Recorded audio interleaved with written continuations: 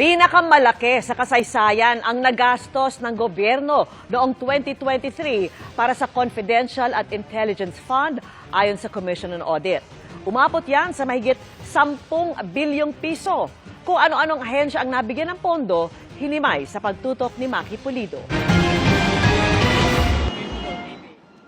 Para sa taong 2023, mahigit 10 billion pesos ang naging confidential and intelligence expenses ng gobyerno.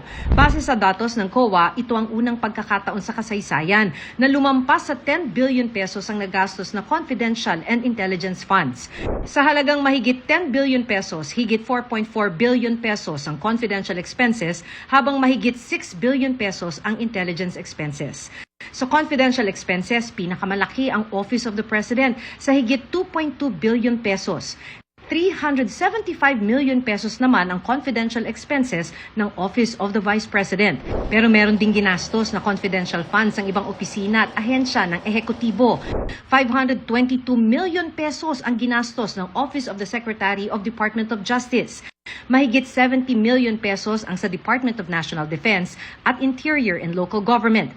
Meron din ang Departments of Finance, Foreign Affairs, MMDA, DSWD, DOTR, Commission on Human Rights, kahit na Commission on Audit. Ang kabuang halaga ng confidential expenses ng ibang executive offices umabot ng halos 800 million, pinakamalaki ang 500 million pesos ng Philippine Drug Enforcement Agency.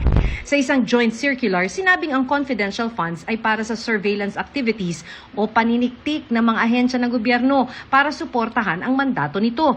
Kaya nagtataka ang ekonomisang si Professor Emmanuel Leco kung bakit may ganitong budget allocation ng ilang civilian executive offices. Yung mga civilian agencies, hindi dapat magkaroon. Kung kailangan nila ng intelligence, di mag-repair sila sa mga intelligence network natin.